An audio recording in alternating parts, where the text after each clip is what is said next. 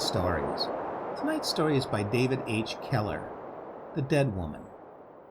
He was found in the room with his wife, slightly confused, a trifle bewildered, but otherwise apparently normal. He made no effort to conceal his conduct any more than he did to the knife in his hand or the pieces in the trunk. Fortunately, the inspector was an officer of more than usual intelligence, and there was no effort made to give the third degree or even secure a written confession. Perhaps the police department felt it was too plain a case. At least it was handled intelligently and in a most scientific manner. The man was well fed, carefully bedded, and the next morning, after being bathed and shaved, was taken to see a psychiatrist. The specialist in mental diseases had the man comfortably seated. Knowing he smoked, he offered a cigar, which was accepted. Then, in a quiet, pleasant atmosphere, he made one statement and one request. "I am sure, Mr. Thompson, that you had an excellent reason for acting as you did the other day. I wish you would tell me about it." The man gazed at the psychiatrist. "Will you believe me if I tell you?" "I will accept every part of your story with the idea that you are convinced that you are telling me the truth." "That is all I want," whispered Thompson. "If everyone I talked to in the past had done that, if they had even tried to check up on my story, perhaps this would not have happened. But they always thought I was the sick one, and there was not one who was willing to accept my statement about the worms. I suppose that I was happily married, at least as much as most men are. You know that there is a good deal of conflict between the sexes, and there were a few differences of opinion between Mrs. Thompson and myself, but not enough to cause serious difficulty. Will you remember that we did not quarrel very much? About a year ago, my wife's health began to give me considerable cause for worry. She started to fail. If you are a married man, doctor, you know that there is always that anxiety about the wife's health. You become accustomed to living with a woman, having her do things for you, go to places with you, and you think about how life would be if she should sicken and die. Perhaps the fact that you are uneasy about the future makes you exaggerate the importance of her symptoms. At any rate, she became sick, developed a nasty cough, and lost weight. I spoke to her about it, and even bought a bottle of beef, wine, and iron at the drugstore, and made her take it. She did so to please me, but she never would admit that she was sick. Said it was fashionable to be thin, and that the cough was just nervousness. She would not go to see a doctor. When I spoke to her mother about it, the old lady just laughed at me, said that if I tried to make Lizzie a little happier, she would soon get fat. In fact, none of our family or our friends seemed to feel that there was anything wrong with Mrs. Thompson, so I stopped talking about it. Of course, it was not easy on me, the way she coughed at night, and her staying awake so much. I work hard in the daytime, and it is hard to lose a lot of sleep. At last I was forced to ask her to let me sleep in the spare bedroom. Even that did not help much. I could hear her cough, and when she did fall asleep, I would have to tiptoe into her room and see if she was all right. Her coughing bothered me so much that when she did not cough, it worried me more, because I thought something had happened to her.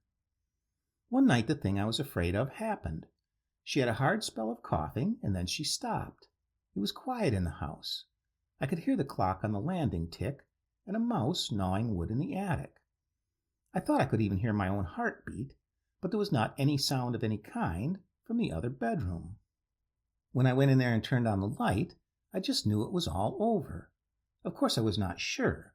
A bookkeeper is not supposed to be an expert in such matters, so I went and telephoned for our doctor.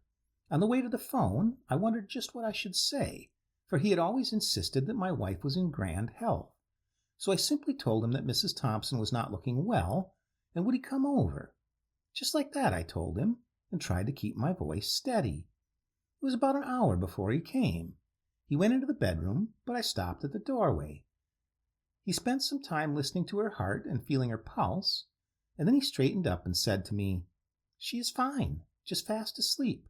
I wish I could sleep as soundly as that." What did you think was wrong? That surprised me so much that all I could do was stammer something about not hearing her cough anymore. He laughed. "You worry too much about her, Mr. Thompson." Right there, my difficulty started. Here was a doctor who was supposed to know his business, and he said there was nothing wrong with my wife, and there I was, just a bookkeeper, and I knew what was the matter. What was I to do? Tell him he was wrong? Send for another physician? It was growing light by that time, so I went down to the kitchen and started the coffee. I often did that. Then I shaved and made ready to go to the office. But before I went, I sat down a while by the wife's bed. It bothered me, but I had to keep telling myself that the doctor knew better than I did. Before leaving the house, I phoned to my mother-in-law. Just told her that Lizzie was not feeling well and would she come over and spend the day, and she could get me at the office any time she called. Then I left the house. It felt better out in the sunshine, and after working a few hours over the books, I almost laughed at myself for being so foolish. No telephone calls from the old lady. I arrived home at 6 and found the house lighted as usual. My wife and mother-in-law were waiting for me in the parlor and told me supper was ready. Naturally, I was surprised to see my wife out of bed. At the supper table, I watched her just as carefully as I could without making the two of them suspicious of me. Mrs. Thompson ate about everything as she usually did, just pieced and minced at her food, but I thought when she swallowed that the food went down with a jerk, and there was a stiffness when she moved. But her mother did not seem to think there was anything wrong. At least she did not make any comment. Even when I went with her to the front door to say good night to her, and we were alone there, she never said a word to show that she thought her daughter was peculiar. I started to wash the dishes after that. I often washed the dishes at night while the wife sat in the front parlor watching the people go up and down past the house. After the kitchen was tidy, I lit a cigar and went into the parlor and started a little conversation, but Mrs. Thompson never talked back. In fact, I do not believe she ever talked to me after that, though I am positive that she talked to the others. When the cigar was smoked, I just said good night and went to bed. Later I could hear her moving around in her room, and then all was quiet, so she must have gone to bed. She did not cough any more. I congratulated myself on that one thing, because the coughing had kept me awake a good deal. During the night I lit a candle, and, shading it with my hand, tiptoed in to see her. She had her eyes open, but they were rolled back so all you could see was the whites, and she was not breathing. At least I could not tell that she was breathing, and when I held a mirror in front of her mouth, there was no vapor on it. My mother had told me the purpose of that when I was a boy. The next day was just the same. My mother-in-law came and spent the day. I came home at night and ate supper with them and washed the dishes. The water was hot, and it was a pleasure to make them clean. Perhaps I took longer than usual at it, because I did not fancy the idea of going into the front parlor where the wife was sitting looking out the window. But I went in, tonight without the usual cigar. I wanted to use my nose. It seemed there was a peculiar odor in the house, like flowers that had been put in a vase of water and then forgotten for many days. Perhaps you know the odor, Doctor. A heavy one, like lilies of the valley in a small, closed room. It was especially strong in the parlor, where Mrs. Thompson was sitting, and it seemed to come from her. I had to light the cigar after a while, and by I said good night and went to bed. She never spoke to me. In fact, she did not seem to pay any attention to me. At about 2 that morning, I took the candle and went in to look at her. Her eyelids were open and her eyeballs were rolled back just like they had been the night before, but now her jaw was dropped and her cheeks sunk in.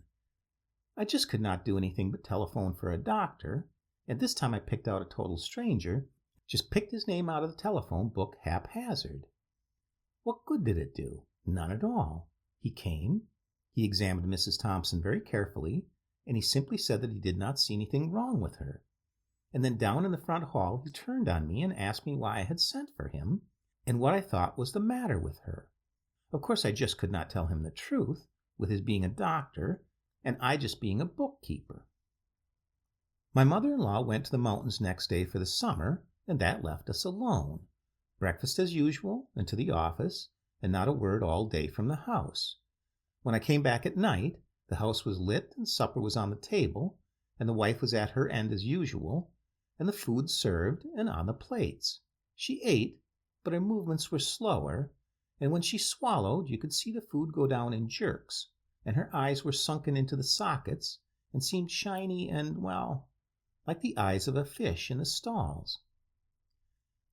There were flowers on the table, but the smell was something different. It was sweeter, and when I took a deep breath, it was just hard for me to go on eating the pork chops and potatoes. You see, it was summertime and warm, and in spite of the screens, there was a fly or two in the house, and when I saw one walking around on her lip, and she not making any effort to brush it off, I just couldn't keep on eating. Had to go and start washing the dishes. Perhaps you can understand how I felt, Doctor. Things looked rather odd. The next day I phoned the office that I would not be there, and I sent for a taxi and took Mrs. Thompson to a first-class specialist. He must have been good because he charged me $25 just for the office call. I went in first and told him just exactly what I was afraid of, and I did not mince my words, and then we had the wife in. He examined her, even her blood, and all the satisfaction I got was that she seemed a little anemic, but that I had better take a nerve tonic and a vacation, or I would be sick. Things looked rather twisted after that. Either I was right and everybody else was wrong, or they were right and I was just about as wrong mentally as a man could be. But I had to believe my senses. A man just has to believe what he sees and hears and feels. And when I thought over that office visit, and the wife smiling, and the doctor sticking her finger for the blood to examine, it just seemed impossible. Anemic? Why, that was a simple word to describe her condition. That night the flies were worse than usual. I went to the corner store and bought a fly spray, and used it in her bedroom, but they kept coming in. The big blue ones, you know. Seemed as though they just had to come in, and I could not keep them off her face, so at last, in desperation, I covered her head up with a towel and went to sleep. I had to work. The interest on the mortgage was due, and the man wanted something on the principal, and it was a good house, and all I had in the world to show for 20 years of hard work keeping books. The next day it was just like all the other days had been, except that I made more mistakes with the books, and my boss spoke to me about it. And when I arrived home, supper was not ready, though Mrs. Thompson was in the parlor, and the lights were on. The heavy odor was worse than usual, and there were a lot of flies. You could hear them buzz and strike against the electric lights. I got my own supper, but I couldn't eat much, thinking of her in the parlor, and the flies settling on her open mouth. She just sat there that night in the parlor till I went into her and took her by the arm to lead her up the stairs. She was cold, and on each cheek there was a heavy purple blotch forming. Once she was in her room, she seemed to move around, so I left her alone, and when I went into her room later, she was on the bed. It had been a hard week for me, so I sat down by her bed and tried to think. But the more I thought, the worse things seemed. The night was hot, and the flies kept buzzing, just thinking of the past and how we used to go to the movies together and laugh and sometimes near crying, and how we used to bluff about the fact that perhaps it was just as well we didn't have a child so long as we had each other, knowing all the time that she was eating her heart out for longing to be a mother and blaming me for the loneliness. Thinking was just too much for me, so I thought I might as well smoke another cigar and go to bed and try to keep better books the next day and hold my job. And then I saw the little worm crawl out. Right then and there, I knew something had to be done. It didn't make any difference what the doctors or her mother said. Something had to be done, and I was the one who had to do it. I telephoned for an undertaker, met him downstairs. It will be a private funeral, I told him, and no publicity, and I think after you are through you will have no trouble obtaining a physician's certificate. He went upstairs. In about 5 minutes he came downstairs. I must have gone to the wrong room, he said. The second-story front bedroom, I replied. But the woman there is not dead, he said. I paid him for his trouble and shut the door in his face. Was I helpless? Doctor, you have to believe me. I was at the end of my rope. I had tried every way I knew, and there was not anything left to do. No one believed me. No one agreed with me. It seemed more and more as though they thought I was insane. It was impossible to keep her in the house longer. My health was giving way. working all day at figures that were going wrong all the time, and coming back night after night cooking my supper and sleeping in a room next to the thing that had been my wife. What with the smell of lilies of the valley, and the buzz of flies, and the constant dread in my mind of how things would be the next day and the next week, and the mortgage due, I had to do something, and it seemed to me that she wanted me to. It seemed that she recognized that things were not right, that she was entitled to a different kind of an ending. I tried to put myself in her place, and I knew what I would want done with me if things were reversed. So I brought the trunk up from the cellar. We had used that trunk on our wedding trip and every summer since on our vacations, and I thought that she would be more at peace in that trunk than in a new one. But when I had the trunk by her bed, I saw at once that it was too small unless I used a knife. That seemed to be the proper thing to do, and I was sure that it would not hurt her. For days she had been past hurting. I told her I was sorry, but it just had to be done, and if people had just believed me, things could have been arranged in a nicer way. Then I started. Things were confused after that. I seemed to remember a scream and blood spurting, and the next thing there were a lot of people in the house, and they arrested me. And that is the peculiar part of it all, Doctor. Perhaps you do not know it, but I am accused of murdering my wife. Now, I have told you all about it, Doctor, and I just want to ask you one question. If you had been in my place, day after day, and night after night, what would you have done, Doctor? What would any man have done who loved his wife? The end.